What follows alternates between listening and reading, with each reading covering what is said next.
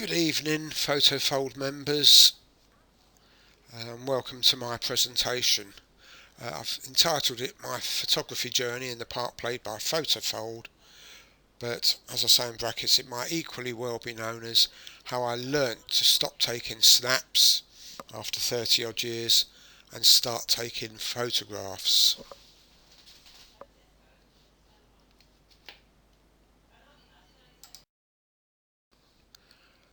What we will look at is 1960 to 2008, very briefly because it would be rather boring otherwise.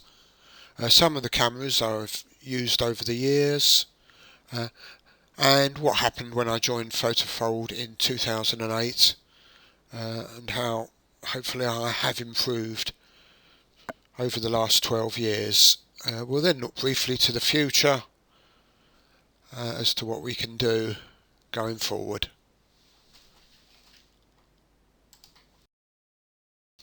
The first camera you see here I acquired in about 1966. It's a Kodak Cresta 3. I think it was actually my second camera, as the camera I had before that was a flimsy piece of plastic with a flip-up viewfinder, which was just a metal window really. I suspect it was some kind of toy, but it did take photographs. This particular camera, the 1966 one, you adjusted the aperture, although I didn't know that's what it was at the time, by the metal slider which you see here. You'd pull it out that way or this way, and there were holes cut in that piece of metal which were the aperture for sunny conditions, cloudy conditions, or flash if you were lucky enough to own a flash unit. I remember this camera quite well. I then progressed in 1976 at the grand age of about 22 to my first SLR. I think it cost about £70 if I remember rightly. It's fair to say that I never did understand what all the dials and controls on it were for.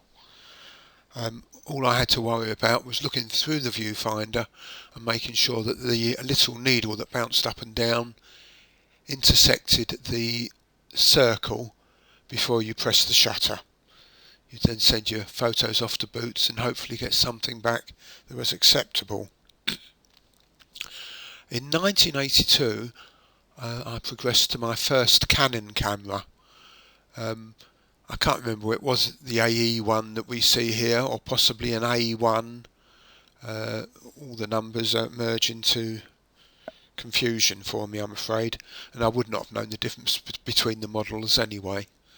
But it was my first serious camera, and over succeeding years I did actually end up owning, I think it was 3 lenses, 28mm prime, the 50mm that came with it, and a telephoto 135mm lens.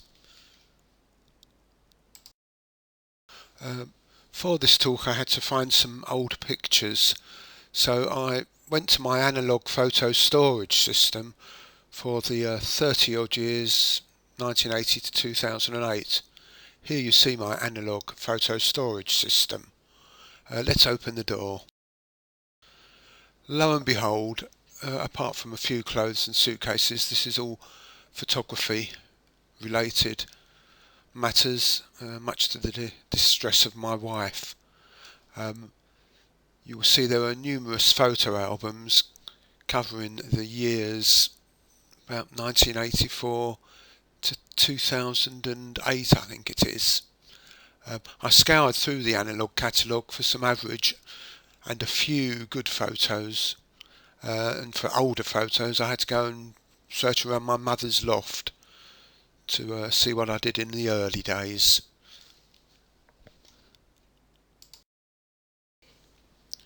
This is a photo of my brother which I took in 1968. You see that developing and printing is courtesy of Mirror Group newspapers. I'm afraid that doesn't mean that I sold the picture to them.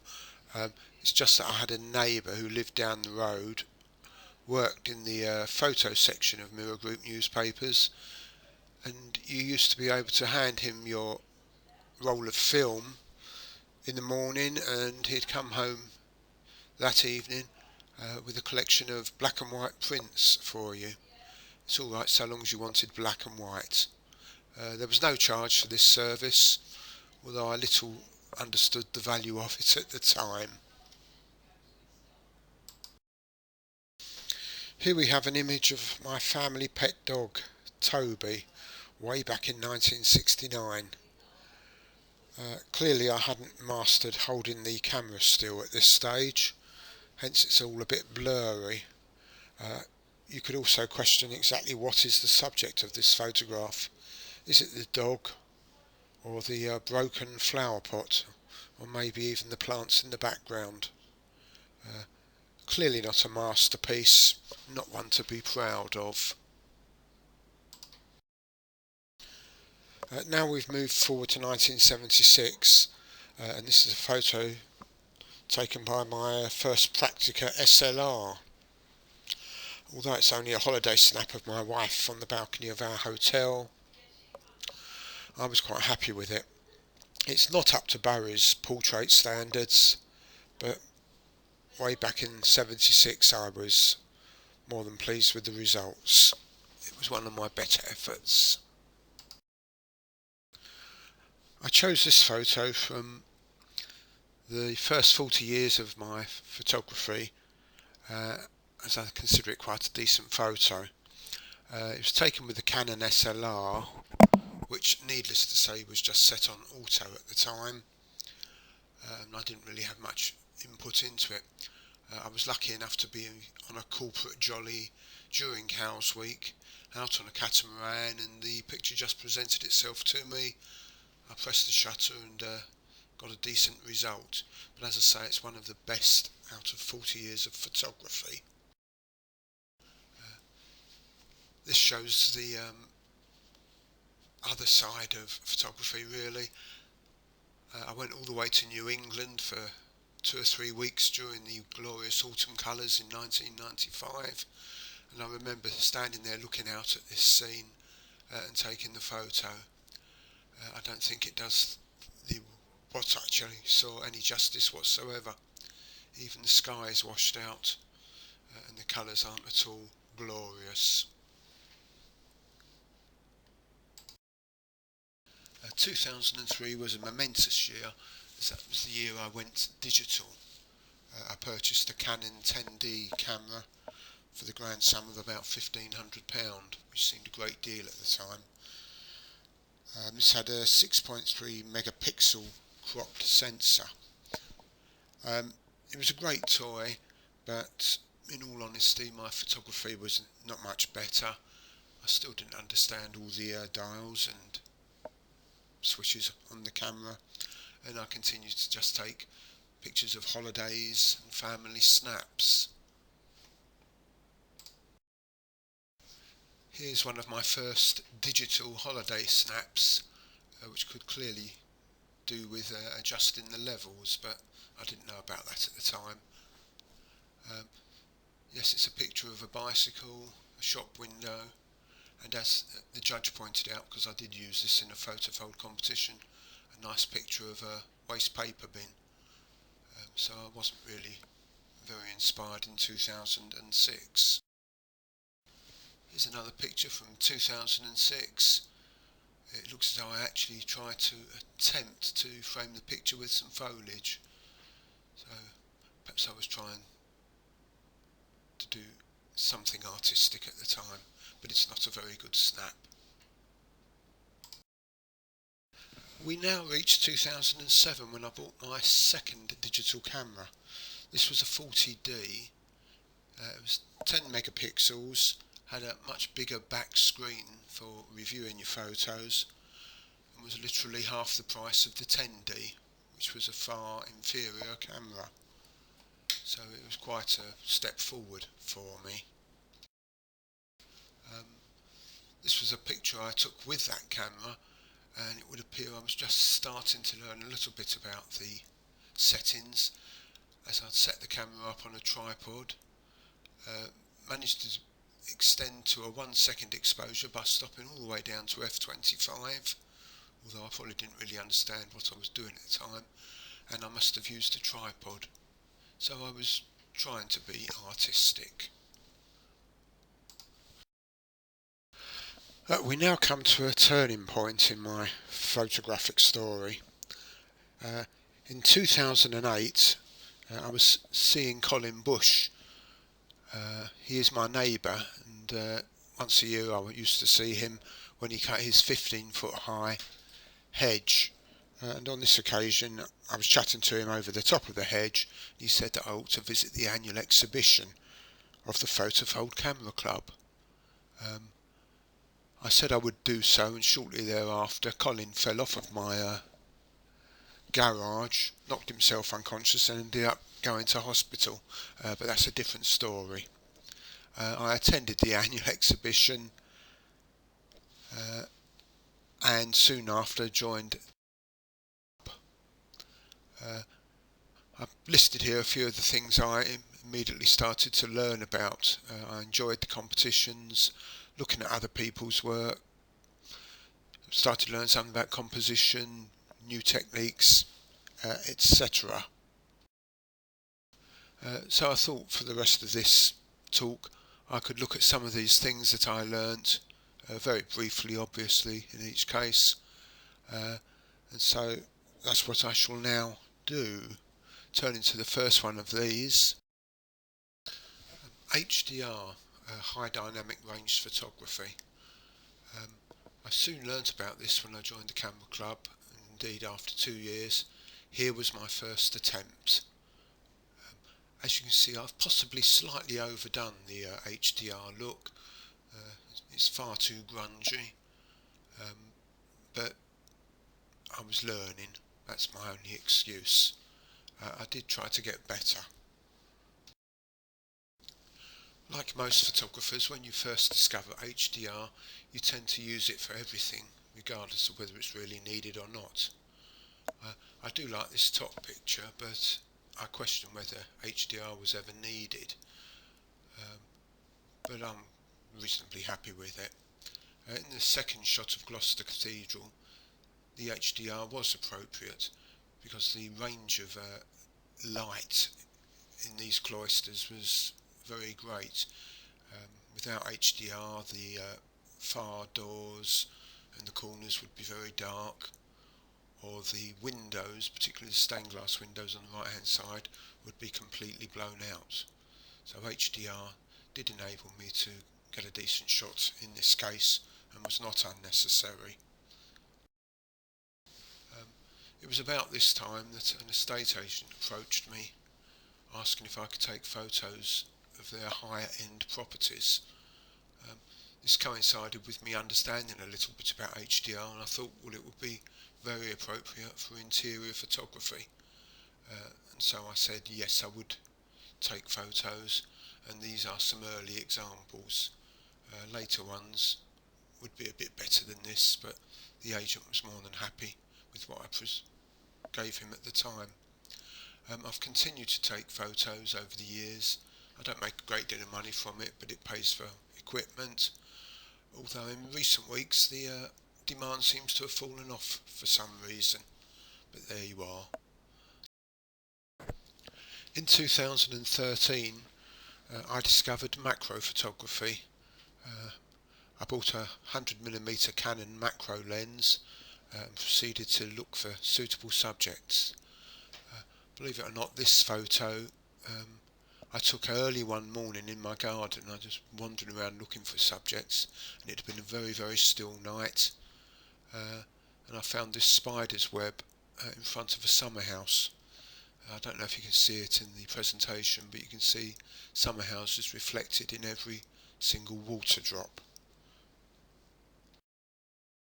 Moving on, this is another photo taken in in this case in the greenhouse. I found this grasshopper or cricket, I'm not sure what he is, and thought, well, if I put him on a strawberry he will present a nice contrast to the colour of the strawberry. So that's what I did, and I was quite pleased with the outcome. Turning now to matters not totally photography related.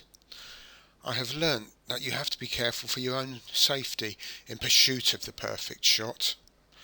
Things like mud, drops, cliff edges, tides, heavy traffic and dodgy city areas all present varying degrees of danger.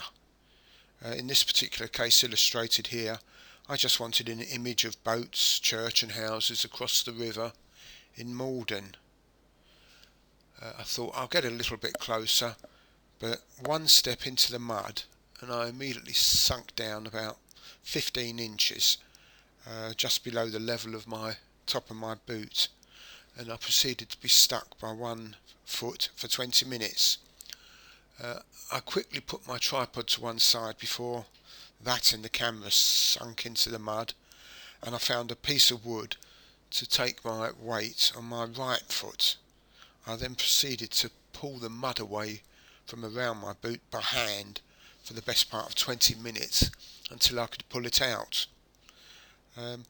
During this time, fortunately or unfortunately, I'm not sure which, Alan came along and I asked him to take a photo for posterity. So I'm always thinking of the photographic opportunities wherever I am. The photo I took when I eventually got out of the mud is below. I don't really think it was worth the aggro. Do you? On the same subject, there's a photo on the left here, courtesy of Joan Burton. I cringe every time I look at this photo to think that I was at Beachy Head, stood no more than 12 inches from the edge in order to get the photo on the right. I do like the photo, but I do worry about the situation I sometimes put myself into. So I'm trying to learn to be very careful. Now move on to black and white photography. This is something I learnt from the club, in that sometimes it simplifies a subject. It becomes more about shapes and textures and contrast. I often enjoy taking black and white photos. A few years ago I invested in a Lee filters system. One of the filters, and probably my favourite one, is a 10-stop big stopper. This means that an exposure will become 1,000 times longer than it would normally be without the filter. This enables you to smooth out water ripples, clouds to streak across the sky, and generally to make something look a lot simpler than it would do with a short exposure. In this particular instance, the exposure was 166 seconds. Very obviously you need to use a tripod when doing this kind of thing.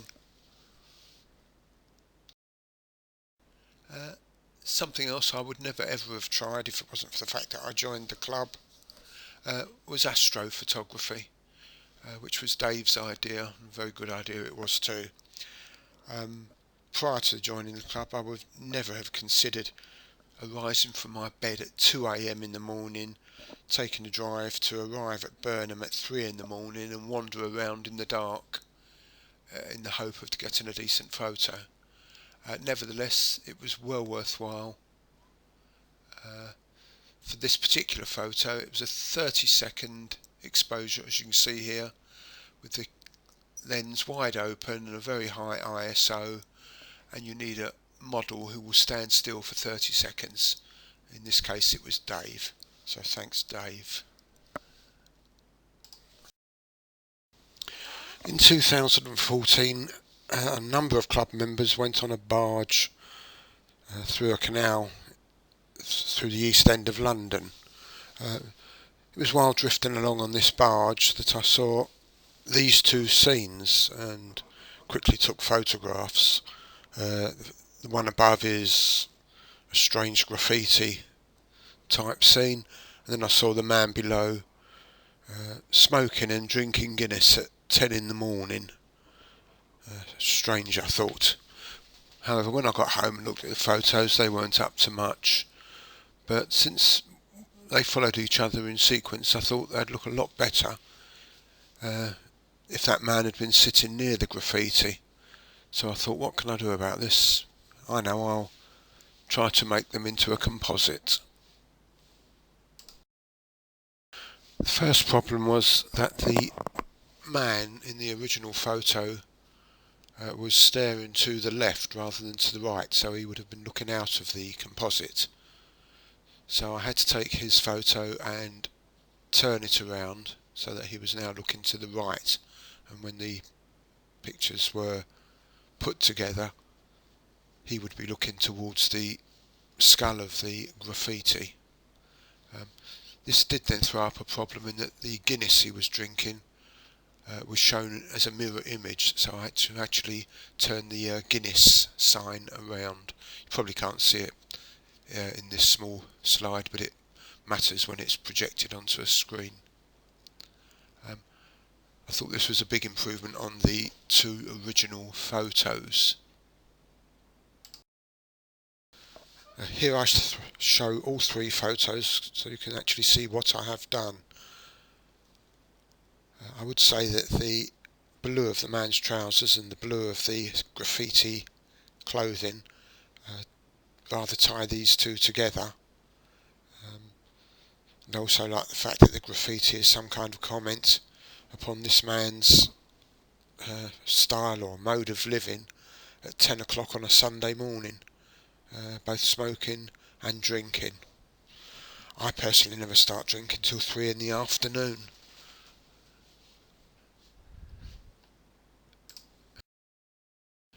We now reach 2016 when I purchased my latest camera, which I'm still using at present. This is the first time I ever bought a second-hand camera. I bought it from Wex up in Norwich. It's a 5D Mark III, and we're now up to 22.3 megapixels.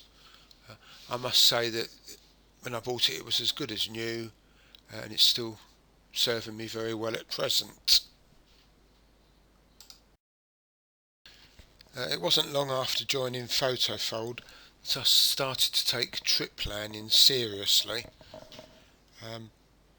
Before joining, I would have just turned up at a venue, probably on holiday, any time of the day, pointed the camera and taken some snaps. That's not the case anymore. I now seriously plan a photo trip. Look at the forecast, tides if they're appropriate, if it's a coastal trip. Decide whether I should be there for sunrise or sunset. Look at things like the SunCalc app on the internet to work out where the sun will be rising and setting. Look at photos that other people have taken of a venue on sites such as 500px or Flickr in order to work out the best viewpoints, times of day, etc.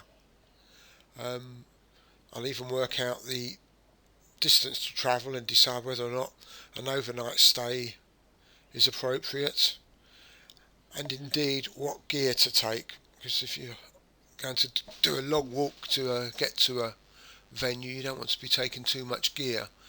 So I might decide on which are the appropriate lenses to take before I set off, and whether or not it should be a heavy or lightweight tripod.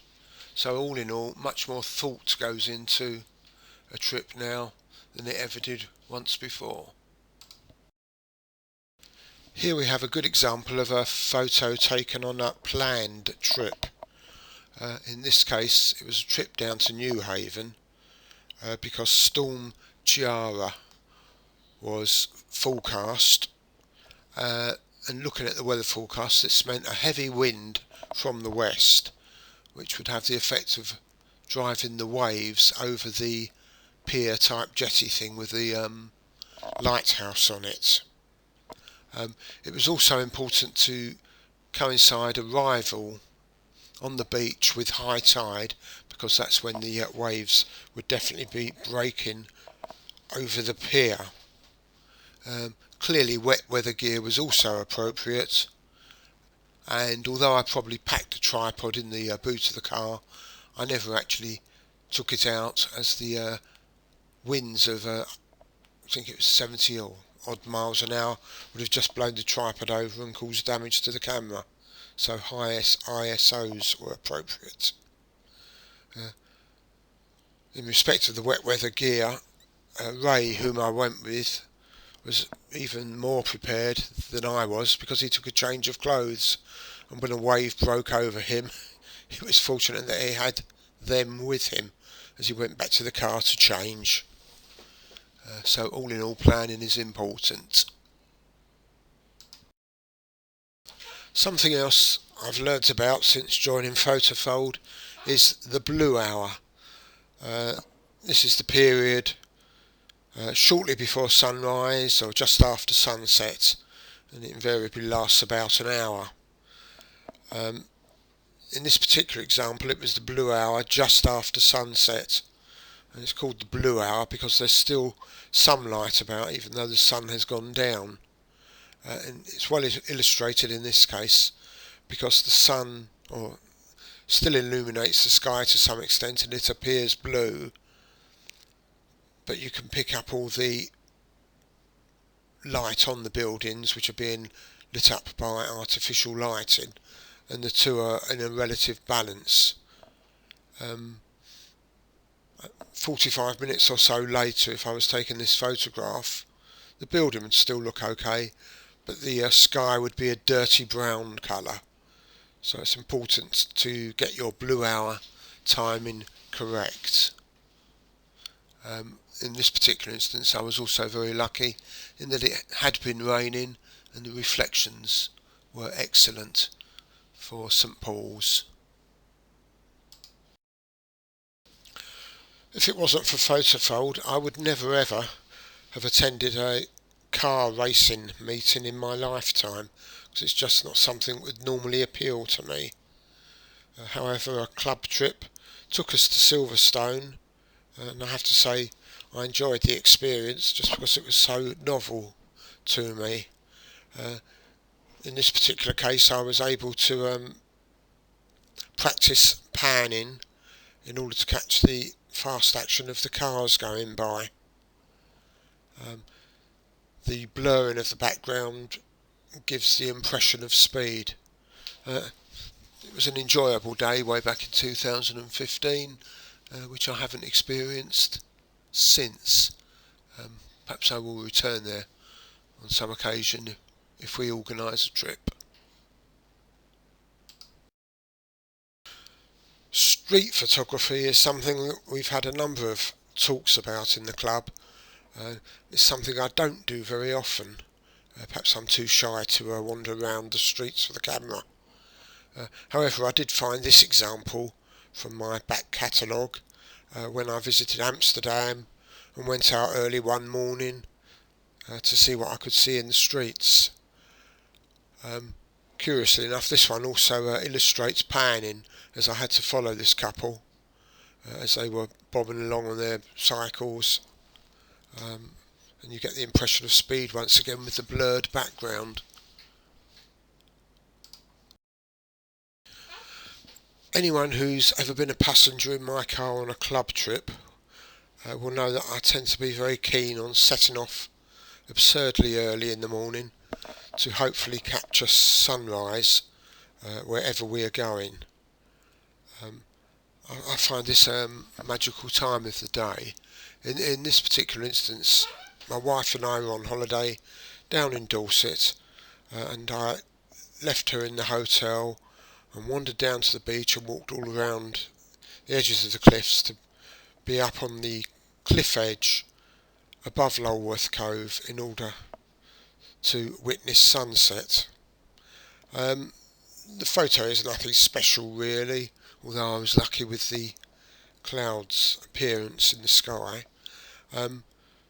But really I just relished the fact that I was there to experience the view. Whether I got a good photo or not was irrelevant. It's the situations you find yourself in as a photographer sometimes, even if the photographic opportunities aren't great. The experience itself is well worthwhile, and I thought that was the case here. I had a long walk back to my hotel and greatly enjoyed dinner that evening. One thing I've been taught by judges over the years is that an image should, if possible, tell a story. When I was back in 2012, I was standing there watching the runners run by in the London Marathon, and I spotted this man far side of the road suffering from cramp. And I thought, well, here's a story if I can tell it with a photograph. And this was the result. The blurred legs running by give the impression of speed and progress from left to right, whereas the poor man on the far side is going nowhere. It's as though his race has come to an end. It was a difficult photograph to take, and if I'm honest, I have to say this photograph is a composite of images all taken at the same time, but it was difficult to get a view of the man with the people running past in one photograph. So therefore this is another example of a composite. And now, in the words of Monty Python, it's time for something completely different. Whilst I've been stuck indoors due to COVID-19, I thought I'd have a go at surrealism. As it says on the slide, this is the 20th century avant-garde movement in art and literature, releasing the creative potential of the unconscious mind by the irrational juxtaposition of images. And I think that certainly is the case in this instance. What we have here is a combination of the microwave in my kitchen, a New Zealand road and mountains, and a sheep from the Lake District. So it's a good way of learning Photoshop, as you're compositing images once again and making them merge.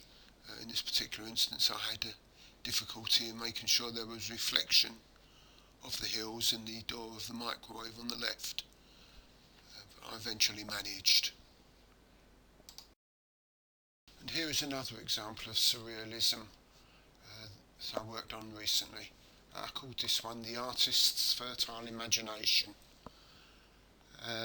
This is a combination of Rembrandt's living room door from his house in Amsterdam, Dovercourt Lighthouse, an artist I spotted in Southwold many years ago, pigeons that I photographed in Rome, and a nude girl on the beach in Menorca, also many years ago. I've probably overdone the combination here, but once again it was a good Photoshop practice getting them all together without seeing the joins. Clearly surrealism for me is a work in progress. I doubt this one will ever be seen in front of the judges. All the preceding images were either taken on club trips or were influenced by what I learnt from the club, or indeed inspired by other members' images. So in summary, it's fair to say that my photography has improved, or certainly changed greatly over the last 12 years, in many ways thanks to Photofold. Having said how good club trips are, we can't do them at the moment, so rather than end the talk on a bit of a negative, I thought I'd look at other things you can do in the near future whilst we cannot meet as a club. Another way of dealing with COVID-19 that I have found is to turn to YouTube. There are many thousands of hours of instruction and travel videos involving photographers that you can look at. Three that I can recommend and that I follow are shown here. The first one is the most popular. Thomas Heaton. He's based in Yorkshire, has been making vlogs for about the past 3 or 4 years, and now makes a very good living out of doing it because he is very good. There's much good advice on his vlogs. Unfortunately, he's currently holed up in Yorkshire, but there's a big back catalogue of videos to watch from all over the world. The second one is known as Photo Tripper, although his name is Gavin Hardcastle. He's British, but he's actually based in Vancouver. His images are all excellent, but it is a very quirky humour that he brings to his vlogs. And the last of the three, Brendan Van Son, is a Canadian photographer who for the past 10 years has been travelling the world taking photos. He's currently social distancing in Sheerness in Kent of all places, but once again, as with the other two, there is a big backlog of videos to watch. But if you just search photographers on YouTube, you'll find numerous similar examples.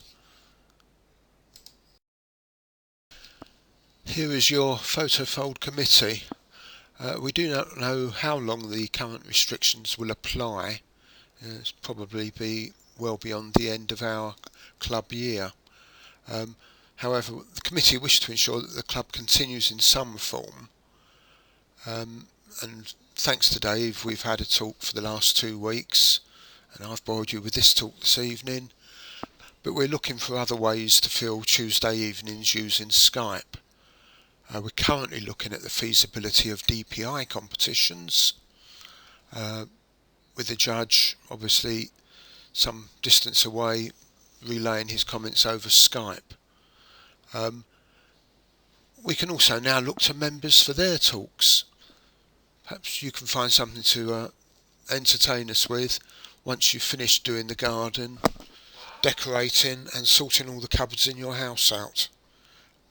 You could learn a new skill in presenting and entertain us at the same time.